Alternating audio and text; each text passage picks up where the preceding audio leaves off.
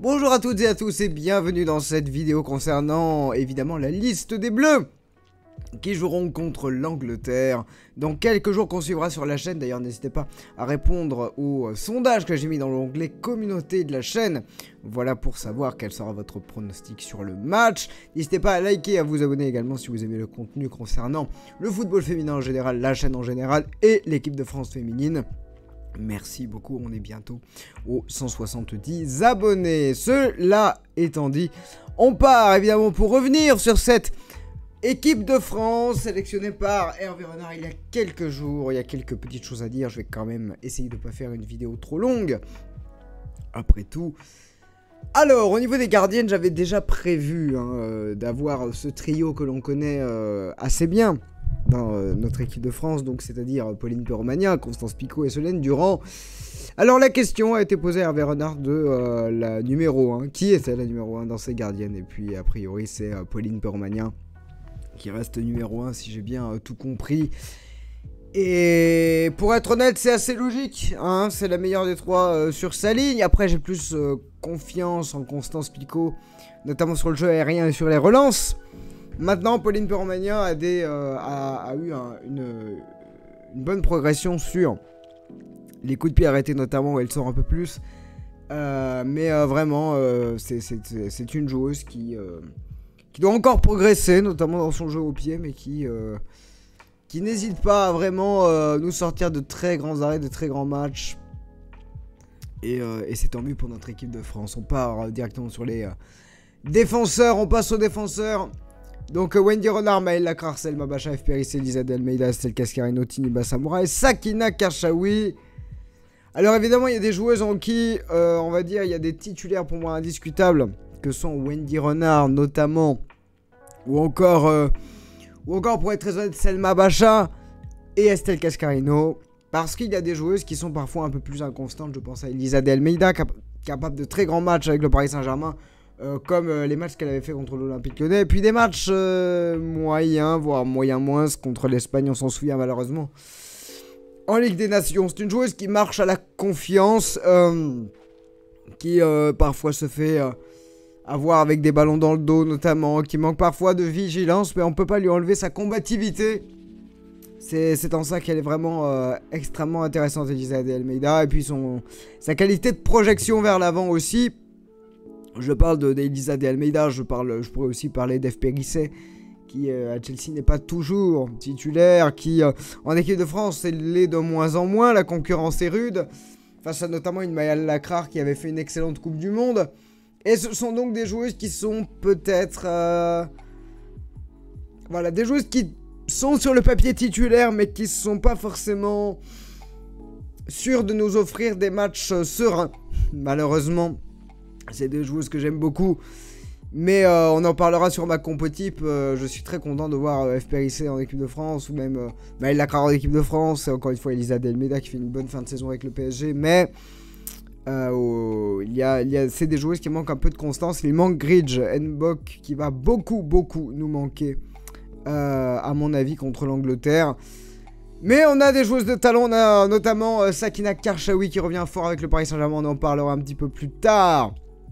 Il y a aussi Tiniba Samoura qui malheureusement a fait des mauvais matchs avec le Paris Saint-Germain. J'ai pas peur de le dire, elle n'a pas réussi à vraiment s'imposer dans la défense. Elle a été assez maladroite. C'est une jeune joueuse encore, mais qui a pas fait des matchs transcendants, loin de là, qui manque de maîtrise technique, qui a perdu souvent des ballons et qui a essayé d'apporter par son jeu offensif. Mais je pensais pas qu'elle serait sélectionnée, pour être très honnête. Maintenant, à voir ce qu'elle peut réserver en équipe de France. Des joueuses peuvent se transcender en équipe nationale et ne pas être forcément très brillante en club. Encore une fois, c'est une joueuse qui apprend au Paris Saint-Germain, qui est un grand club. Mais j'ai trouvé ses 3 derniers matchs très moyens. Même en tant que remplaçante, elle n'a pas fait de grande différence. Malheureusement, Tiniba Samoura, j'espère que ça se passera mieux. Pourquoi pas contre l'Angleterre, que ce soit au match aller ou au retour. En tout cas, j'ai hâte de voir ce qu'elle peut nous offrir en défense. On passe au milieu de terrain, Sandy Toletti, joueuse extrêmement combative, tout comme Kenza Dali. Je trouve que c'est des joueuses qui ont une qualité technique tellement importante, notamment la récupération de balles au milieu de terrain, à vocation assez offensive, hein, Toletti et Dali. Et puis je pense aussi à Amandine Henry. Amandine Henry qui est une joueuse voilà, qui va être primordiale face à l'Angleterre dans l'impact physique, dans l'expérience surtout au milieu de terrain. On parlera sans doute de cette équipe d'Angleterre dans les prochains jours, en avant-match dans 4 jours. Mais cette équipe fait vraiment peur. Cette équipe d'Angleterre fait vraiment peur, notamment avec des joueuses de Chelsea dont on a déjà entendu parler sur la chaîne, dont on a déjà discuté toutes les qualités, notamment la qualité de jeu, hein, tout simplement de l'équipe d'Angleterre. On en reparlera évidemment. Donc Amandine Henry, je pense, peut offrir une expérience qui peut manquer à des joueuses comme Sandy Baltimore, qui parfois n'est pas à son maximum.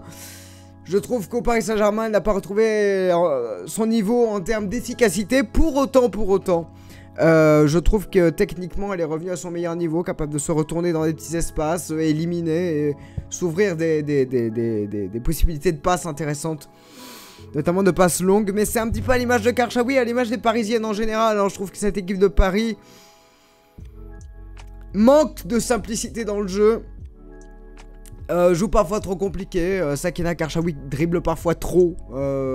Sandy Baltimore a du mal à trouver une spontanéité dans ses choix. Elle veut absolument assurer les passes quand parfois il faut prendre des risques. Voilà, c'est des joueuses qui doivent reprendre confiance en leur jeu, en leur football, le rendre plus simple. Et il y a des joueuses comme Selma Bacha qui ont ce football assez direct, assez simple, que j'aime beaucoup. Kenza Dali également, des passes très efficaces. Voilà, des joueuses que je trouve plus... assez intéressante dans la façon de construire les actions. Donc ça va être intéressant de voir le mix des deux. Parce que techniquement, Karchaoui et Baltimore, c'est vraiment excellent. Maintenant, hâte de voir ce qu'elles vont pouvoir nous offrir face à l'Angleterre, qui va pouvoir presser très fort, c'est sûr. Léa Le Garec, très content aussi du retour de Léa Le Garec.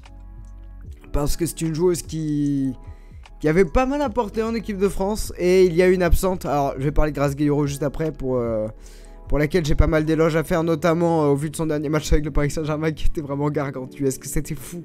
Le dernier match qu'elle a fait contre Lyon, franchement, c'est dingue. Alors oui, certes, le Paris a perdu, donc je disais à l'image des Parisiennes, sauf Grace Guillero qui avait fait un travail défensif absolument monstrueux. Elle était partout, elle était vraiment partout.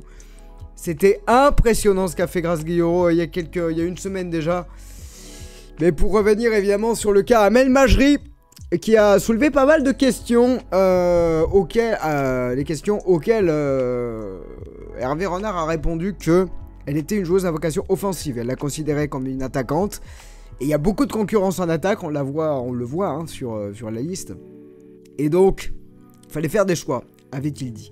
Moi j'ai ma petite théorie sur le pourquoi du comment Amel Majri, malgré sa fin de saison extraordinaire, malgré ses buts extraordinaires qu'elle a mis avec Lyon, malgré le retour le retour en forme qu'elle fait en ce moment, eh bien ce sont des matchs d'élimination, d'éliminatoire pardon, de l'Euro, pour lesquels nous sommes bien embarqués quand même. Mais surtout, il y a des JO qui vont se passer dans un mois. Et pour moi, je pense que Hervé Renard sait que Majri a beaucoup joué, qu'il y a un risque de blessure à un mois des JO. Il vaut mieux, à mon avis, calmer le rythme de jeu, surtout qu'elle a joué contre le Barça.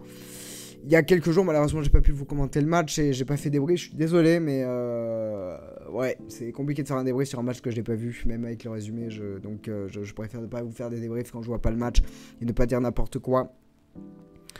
Mais oui, je sais que les Lyonnaises j'ai vu que les Lyonnaises avaient perdu malheureusement et que le Barça est un excellent Barça, un très grand Barça. Mais ça, on en reparlera sans doute. Donc pour revenir sur le cas Majri, honnêtement, je suis déçu qu'elle soit pas sélectionnée, mais je suis contente pour deux attaquantes qui sont sélectionnées, à savoir Luna Ribadera et Inès Benyaya, et qui, voilà, joueuses respectivement du Paris FC et joueuses du Havre en prêt de la part de Lyon.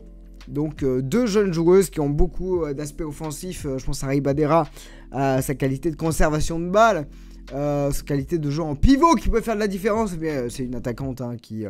le Paris FC, quelle équipe hein. Franchement, j'ai adoré ce jeu vers l'avant sans se poser de questions, avec Dufour notamment. C'est très intelligent aussi d'avoir mis Ribadera qui peut être allié à Dufour avec des automatismes. Et ensuite, on a évidemment Vicky Béchaud qui fait une fin de saison folle. Encore une fois, Cascarino, que dire de Cascarino à son prime. Enfin, c'est impressionnant. Là, je crois qu'elle avait mis un but contre le PSG, justement, qu'on avait commenté, il me semble que c'est ça, en finale de Arkema. Je pense, voilà, il y a aussi voilà, Marie-Antoinette Katoto qui est en pleine bourre en ce moment, qui vraiment est en pleine forme, qui peut faire beaucoup de bien et qui doit retrouver sa confiance en équipe de France, être décisive qu'on souhaite qu'elle le soit. Et donc on verra peut-être Amel Majri pendant les JO. Pour moi, il valait mieux faire venir de jeunes joueuses pour voir lesquelles seraient capables de tenir face à l'Angleterre notamment, pouvaient être des remplaçants de joker, pouvaient faire des différences pour après, pourquoi pas, les aligner pendant les JO, au moins une des deux, et faire venir Amel Majri. Voilà, ma théorie, c'est que Majri reviendra et qu'il y aura une des deux jeunes attaquantes que sont Lunari Badera et Inès Benyaya, si elles font des différences. Va-t-il garder les deux? Va-t-il garder une des deux? Nous verrons bien vis-à-vis des matchs qu'elles feront sans doute. Voilà donc pour la liste des Bleus avec laquelle je suis assez d'accord, hein, sauf pour Tiniba Samoura qui pour moi manque de confiance et ouais, c'est peut-être l'absence de Gridge qui fait qu'elle est là aujourd'hui. J'espère qu'elle montrera un meilleur visage contre l'Angleterre, je le lui souhaite bien sûr. Très content pour le retour de Léa Le Garec et on a une équipe vraiment avec beaucoup de potentiel. On va passer à la composition que j'ai imaginée pour ces matchs. Mesdames et messieurs, de retour. Donc, ah mince, un petit problème de calibrage, mais c'est pas grand chose. Attendez, je fais juste ça rapidement. Hop, voilà, tout va bien. Encore un peu plus. Hop, les coulisses, bien sûr. Magnifique. Mesdames et messieurs, donc je le disais, les compositions, la composition que j'imagine face à l'Angleterre, la voici. Pauline Perromagna pour sa qualité de jeu sur sa ligne et surtout, je pense que c'est la numéro 1 de très près avec Constance Picot qui a vraiment, je trouve beaucoup progressé avec le Paris Saint-Germain qui est vraiment maintenant titulaire. Alors non, elle n'est pas titulaire indiscutable au PSG, ça bon, j'ai du mal à le comprendre, mais... On en reparlera en tout cas. Non, Constance Picot, j'aime beaucoup le niveau de jeu qu'elle a maintenant. La confiance qu'elle peut dégager. L'énorme match qu'elle avait fait en Champions League contre Lyon notamment. Bref. Constance est numéro 2 mais tellement proche de Pauline Perromagna. On passe au défenseur. Pour moi, il n'y a pas de débat. Wendy Renard évidemment qui sera ici. On va également choisir Selma Bacha. Alors oui, Selma Bacha ici. Par rapport à Sakina Karchaoui, je trouve que Selma Bacha, elle a moins de qualité défensive que Sakina Karchaoui, mais elle a tellement de qualité offensive. Et surtout, elle a tellement on va dire je veux dire de hargne en fait. Hein. Dans son jeu, elle se bat chaque seconde. Et elle peut vraiment aller embêter les joueuses anglaises. Mais tout le long du match, elle est inarrêtable, Selma. Et c'est pour ça que je préfère l'aligner face à une Karchaoui qui est un peu plus inégale en termes de qualité de jeu. Ensuite, je vais mettre Estelle Cascarino, bien sûr. Alors, du coup, Bacha sera un petit peu plus haut. Estelle Cascarino qui, pour moi, est en pleine progression et qui, aux côtés de Wendy Renard, peut faire des très grands matchs. Je ne mets pas Tiniba Samoura pour les raisons que j'ai exposées tout à l'heure, excusez-moi. Mais qui peut, encore une fois, si elle est alignée, peut faire un très bon match. Mais pour l'instant, elle manque de confiance, à mon avis. La question est de savoir de qui Elisa de Almeida, Maëlle Lacra, Wef Périsset qui évolue quasiment au même poste. On met pour moi c'est Elisa de Almeida pour sa combativité. Encore une fois à l'image de Selma Bacha qui peut faire des différences offensivement et qui ne lâche rien défensivement malgré quelques erreurs. Mais Maëlle Lacra je pense est capable de commencer ce match également. Donc c'est très proche. F Périsset pour moi est encore au stade de remplaçante et manque un petit peu de temps de jeu et de confiance vis-à-vis de ses derniers matchs en équipe de France pour être complètement titulaire. Au milieu du terrain, Amandine Henry, sans trop de problèmes. Ensuite, Grace Gueyoro pour tout ce qu'elle fait en ce moment, c'est impressionnant. Maintenant, un débat se porte. Est-ce qu'on joue avec Baltimore de manière beaucoup plus offensive, Toletti de manière technique ou Dali de manière, on va dire, un peu des deux? Kenza Dali, je la vois plus en remplaçante à la 70e à l'image du match qu'on avait fait contre l'Espagne et qui peut être vraiment une game changer. Hein. Elle peut changer le cours du jeu à elle seule avec... sa qualité de jeu et sa vista, même si elle peut très bien tirer des coups de pied arrêtés, même s'il y a Bacha, hein, s'il y a Bacha, donc pour moi, il y a aussi une excellente tireuse de coups de pied arrêtés. Donc pour moi, ça sera Sandy Toletti qui évoluera sur le côté. Mais en grande concurrence avec Sandy Baltimore et Kenza Dali. Les attaquantes, on part avec évidemment Marie-Antoinette Katoto sans aucun débat. À la pointe de l'attaque. Et maintenant, il faut réfléchir. Pour moi, ça sera Cascarino à gauche. Et ça sera Diani à droite. Même si Diani est très proche en termes de différence avec, on va dire, une Ribadera. Hein. Très honnêtement, l'équipe de France, Diani n'est pas à son plein potentiel. Je trouve et doit retrouver cette confiance. Cascarino, elle est vraiment en concurrence avec Vicky Béchaud. Même si Béchaud peut aussi aller du côté de Diani. Mais pour moi, voilà la compo type qu'on aura contre l'Angleterre. Et voilà, petit changement. Voilà la compo, comment elle risque d'évoluer pendant le match.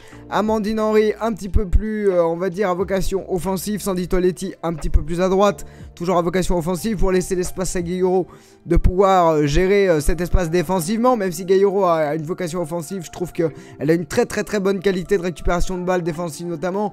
Bacha, ça lui permet de monter parce que du coup il y a Estelle Cascarino derrière. Elle peut faire des 1-2 avec Cascarino en montant. C'est quand même une équipe de France qui serait donc très offensive, mais il le faut, je pense, pour faire des différences. À l'instar d'Elisa Delmeida qui pourrait être très offensive pour faire des liens avec directement Kadi Diani, et Toletti et Amandine Henry se retrouveraient quasiment au même point. On aurait donc cette sorte de composition là, avec Wendy Renard en tour de contrôle en dernier rempart, Elisa de Almeida qui peut faire les efforts et Katoto qui reste évidemment en pointe. Voilà pour ma composition. Êtes-vous d'accord? N'êtes-vous pas d'accord? Qui mettriez-vous face à l'Angleterre? N'hésitez pas à me le dire en commentaire. Je lirai tout ça. Merci pour votre soutien. N'hésitez pas à vous abonner. C'était juste une petite vidéo pour vous parler de cet avant-match que l'on vivra à 21 h sur YouTube en live commenté. On vivra l'aller, le retour, même si c'est pas un aller-retour, mais vous avez capté. Très bonne soirée à vous, allez les bleus, à très bientôt, on en reparle très vite. Ciao ciao.